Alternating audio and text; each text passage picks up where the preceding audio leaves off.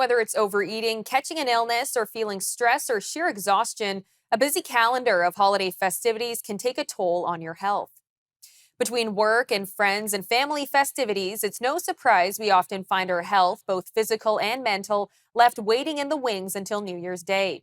I'm now joined by Dr. Abhishek Raut, Medical Director at Appletree Medical Group, to discuss healthy tips to help you power through the holidays. Dr. Raut, thank you for joining me today.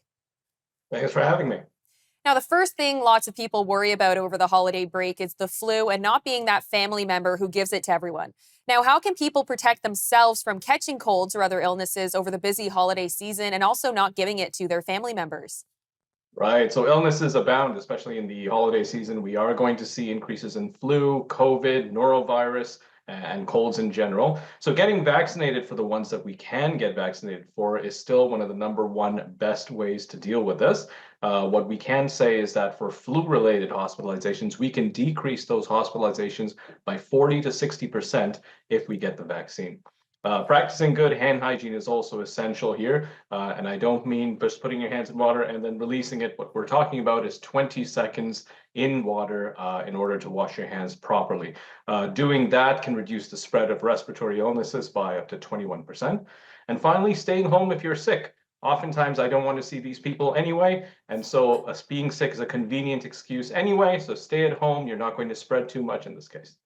Now, the holidays also lead to overeating, be it too many Christmas cookies or countless family dinners. What are healthy things people can do to prevent overdoing it, but still getting to enjoy all the sweets and treats? Right. So this is a big concern for us in Canada. Public Health Agency reports that about 64% of Canadians are overweight or obese, myself included. And so really what we want to look at is practicing portion control, looking at your favorite holiday treats, but really taking it in small portions and eating mindfully there as well. What a lot of people will do is they will balance their treats with healthy foods. So if you're going to have something that you really, really like, you're going to use vegetables and fruits for your next bite and go so on and so forth so that you can have a healthy and balanced meal. And finally, just staying physically active on those down times as well, just understanding you are going to have more calories in the holiday season, so you're going to also need to exercise more during that time. Now, drinking and the holidays tend to go hand in hand. What are ways that you can enjoy some eggnogs while assuring that you are remaining hydrated and not overdoing it? That's an excellent question there. So I think what we do find is people who are successful at this tend to be able to alternate the alcohol with water or with a non-alcoholic beverage, which is not overly sweet. So a lot of people will have their eggnog or an alcoholic beverage, and then their next drink is going to be just water. And that alternating is really helpful for your body because it does allow it to recover and it allows your kidneys to do their job very well as well. And for some, social environments can cause a bit of anxiety, and no one wants to be that person at the party who sits out. But how important is it to put your mental health first while also enjoying the moment?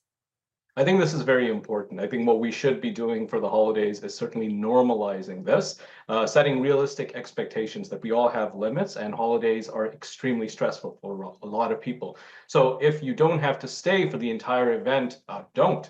Just set some realistic expectations for yourself where you're going to at least have some pleasure with meeting people. And then the moment that that's not the case, you can step away. Oftentimes, the best memories I've had during the holiday seasons have actually been with small groups of friends, maybe one or two other people.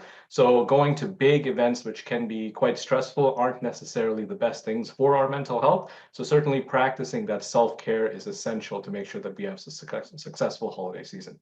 Now, there's usually that one family member who hosts the Christmas dinner or the New Year's party. So, what are ways people can host their extravagant parties in a healthy way and avoid burnout? I think what we've found that's been very helpful is hosting a potluck, and in which case you identify in advance healthy and non-healthy meals and asking people to do things that might be more healthy, perhaps more plant-based, because we know there might be a turkey or something like that in present. And so having that balance already in place is very helpful because people then know that they need to be mindful of healthy appetites and healthy balances in their food and as well in the holiday season. Now, we do just have under a minute, but if someone is feeling run down or burnt out, what are things that they should do to recharge before the new year kicks off? I think that's a great question. What we would want to do is make sure everyone does have that support system.